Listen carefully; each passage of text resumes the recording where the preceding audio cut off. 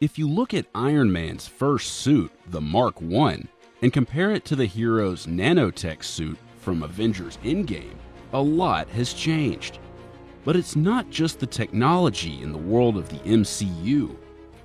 Animation tech has evolved in our world, the real world, to make this suit possible on the big screen, something that Marvel couldn't have dreamed of creating just 11 years earlier.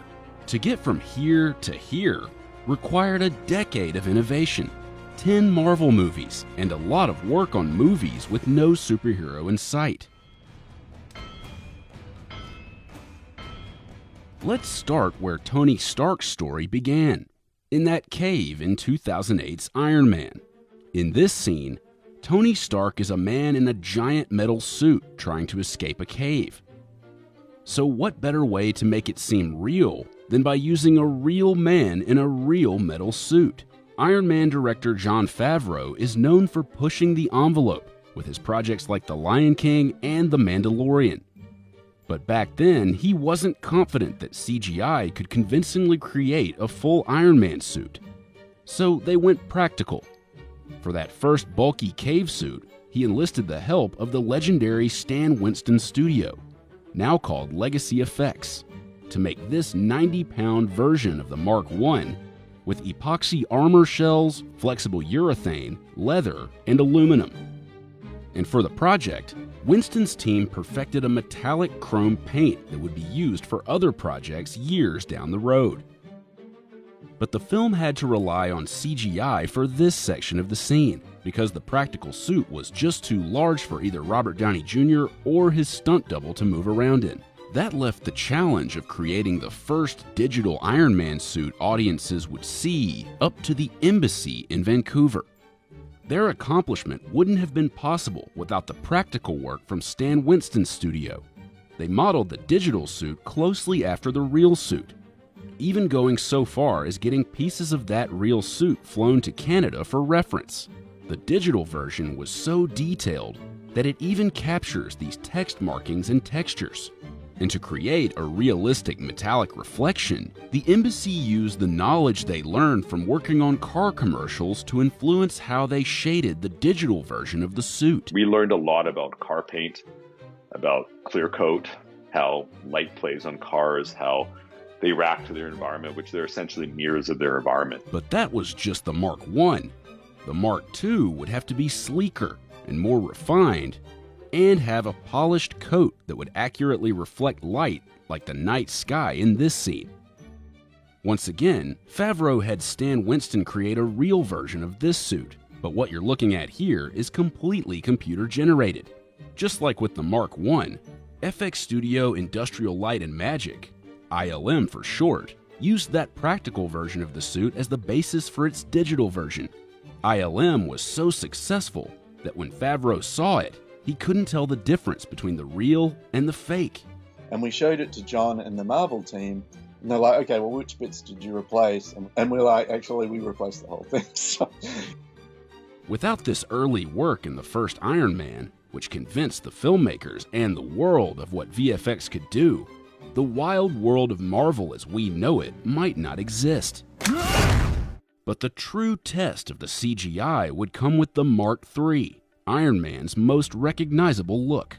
This had to be perfect for the film to work and resonate with fans.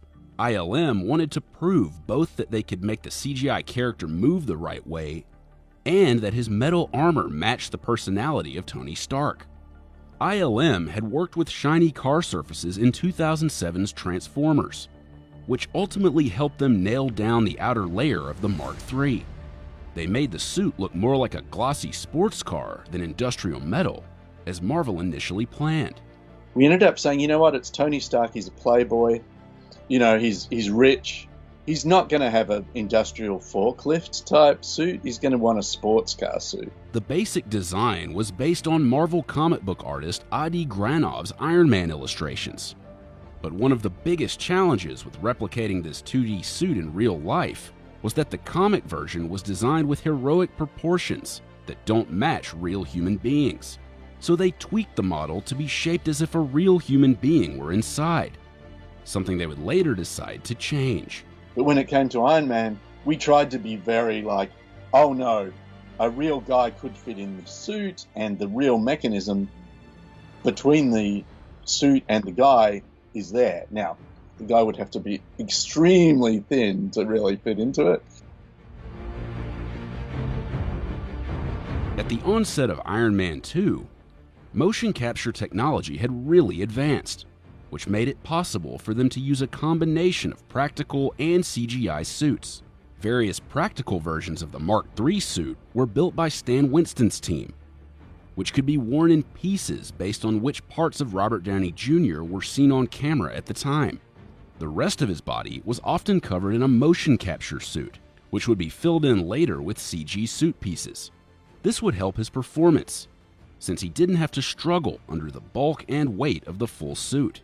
ILM used its custom motion capture technology called iMoCap, which they had fine-tuned in 2003's Pirates of the Caribbean, to animate the CG parts of the suit. Since Robert Downey Jr.'s head wasn't animated, it had to match up perfectly, or else it would look wobbly and disjointed. In several of the films, Robert Downey Jr. often just wore these shoulder pads, or what they called a football suit. These shots required a lot of CGI cleanup on the spaces in between, like his neck and joints. VFX artists really advanced the motion tracking in Iron Man 2, and you can see a good example of that here in this Japanese garden scene. The actors only wore partial helmets and tracking suits. The rest of their suits are CGI. And in this particular scene, ILM didn't even need to use a tracking suit at all. They built the CGI suit right around Robert Downey Jr., who was only wearing a tuxedo. This took a lot of time and effort to get right, but it ultimately set the bar for future films in terms of what they could animate without mocap suits. Another major improvement from the first film in Iron Man 2 was the shading, or how the suit was lit. ILM started using image-based lighting tools they developed from their work on 2009's Terminator Salvation to light the suit and make it look more realistic. This process involved taking high-res pictures of the environment and using those as a guide to more accurately and easily light the suit. This ultimately helped Iron Man look even better, allowing them more time to focus on the finer details. It meant that we were able to speed up our process and spend a lot more time making things creatively look good instead of, just like, oh, is it even looking real or not? Not only did the animation evolve as the VFX technology advanced, but each new film also posed new challenges for animators based on the story. For instance, when it came to 2012's The Avengers, it was the script that pushed how the character would be designed and animated. Instead of hand thrusters, Iron Man would get a rocket pack attached to the back of his suit, which allowed the design team leeway to develop new poses for the character while freeing up the hero's hands. Or take a look at this sequence, known internally as the car wash scene. Because of this brand new way Marvel writers envisioned how Tony's suit would attach to him, animators for the first time had to figure out how the inside of Iron Man's suit would function, which none of the VFX studios Marvel worked with had to think much about before. We had to build a lot of new interior pieces, kind of figure out what the interior tech of the suit would look like as it joined together. This was particularly challenging, since he's walking the entire time while desuiting, a first in the series. ILM had to create models for each piece of the suit and track them individually with his movement. And take a look at this battle scene with Thor in the mountaintop. Notice all of the blue light? The minor detail caused a major headache with animators at Weta Digital when it came to coloring Iron Man's suit. Marvel maintains a strict color Bible, which keeps track of the exact hues that are supposed to be used across the various films. The brushed gold surface here was based on Weta Digital's work on the One Ring in Lord of the Rings, and they were able to recreate this color fairly easily. But the red, on the other hand, it's actually a red clear coat, which means that the red pigment itself actually has density. On top of that, there's actually little metal shavings suspended in that dense paint, which can cause problems when you mix in light from the environment. In this case, the red and blue made purple. One of the first things we ran into back then was that you take a suit like that and put a blue light on it, and it starts to give you weird colors. It starts to want to go really burgundy, sort of a mulberry color very fast. Balancing the color would end up being much easier and faster in the later films, as Weta developed new advanced rendering technology that worked with various wavelengths of light. And this, as was the case with ILM and its shading technology, would make the suit look better overall. We could spend a lot of time trying to make that car paint look just that little bit cooler, or trying to make the lighting work a little bit better, and not just trying to get rid of weird shadows or weird colors. While the earlier films mostly focused on the movements of one individual suit, Iron Man 3 introduced a whole slew of new suits, about 20 in a single scene, that each had to be animated in different ways. Typically, to animate Iron Man, they would use what's called a puppet, and there's a limited number of ways this puppet can move. So Weta developed new tools for its animators to use to alter the rig of the puppet to increase the freedom of movement so each suit could have more character and style. We rejigged the entire process to allow the animator to go in and take the high resolution suit and just, like with an X-Acto knife, he could cut on different planes and cut different parts of it out and put hinges on them on the fly so that he could actually, the animator could define how the suit grew. One of the challenges that comes with more freedom of movement, however, is making sure Iron Man's metal plates don't run into each other, and figuring out where all the pieces go when he does a simple motion, like raising his arm. And I think the main challenge we had on Iron Man 3 was the shoulders. He had huge shoulder pad. But it wasn't just these major battle scenes that were difficult. They often had to also spend time figuring out how he moved in more mundane scenarios. We saw for the first time in Iron Man 3 scenes where he is doing these very non-heroic actions, like giving a massage or simply sitting on a couch. It's easier to hide any errors and subtleties in a cloud of dust or debris, according to ILM. When he isn't fighting someone, every detail is right out there in the open. Iron Man 3 also had Tony Stark reacting and performing along with the suit assembly for the first time, a step up from the walking car wash scene in the Avengers, as Marvel wanted an even more advanced look to the tech. This was especially difficult, according to VFX studio Trickster, since they had to combine rigid metal pieces and flexible human body parts while making it all look seamless.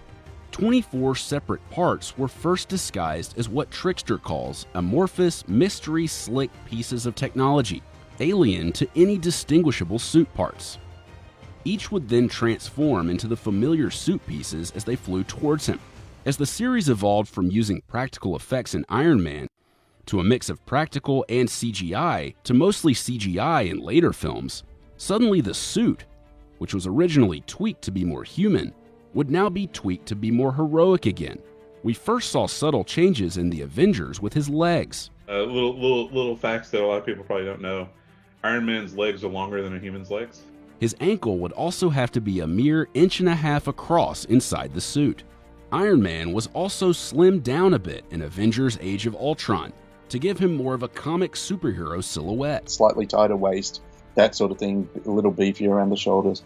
But the suit evolved yet again in the last two films, forcing the animators to evolve as well and take a whole different approach to how the suit would build and move. Tony Stark was now using nanotechnology, so instead of moving around and tracking solid pieces like they did with the car wash scene and the scene in his workshop, they had to establish a whole new process for his suit assembly. Nanotech involves multiple layers of simulations. A liquid metal simulation would morph to the target shape because they wanted the transformation to feel organic, but they had to make sure it still felt rigid and that it did not stretch like Spider-Man's suit would. The animators relied on accurate shading, a technique used throughout the franchise to accomplish this. Main visual trickery is that through the shading, it looked like metal every single time. Robert Downey Jr. reportedly came up with the idea of having Tony Stark's sweatsuit tighten before the armor shell appears, similar to Spider-Man's suit, which you can see here, because it would be difficult for the material to form a shell around loose clothing. If you look closely, octagonal shapes attach together to form the outer layer, while an inner layer of tech and circuitry builds beneath it. Framestore actually created this multi-layer effect using animation tools from its work on 2015's Poltergeist. For in-game, this nanotech suit evolved slightly to be a bit more rigid, with pieces locking into place, more like the suit we saw in Captain America: Civil War. We took the lessons that we learned from Infinity War and applied it to Endgame. So it was the same technology, really, but we just had a better handle of it, really. While Iron Man's death was the last time we would see the nanotech suit, this wouldn't be the last time we saw Iron Man, as Marvel's innovation continued for his one final cameo in Spider-Man: Far From Home. This suit was also created by Framestore, and it was actually based on the suit in Captain America: Civil War, because it was more solid looking than the nanotech suit in Avengers: Endgame. To make this suit, they took the same Civil War model and literally broke it down, destroyed it, and created the insides, which consisted of various wires and circuit boards, using an early scene in Age of Ultron as inspiration. There is more detail in the top half of the suit, because more of that is shown up close on camera.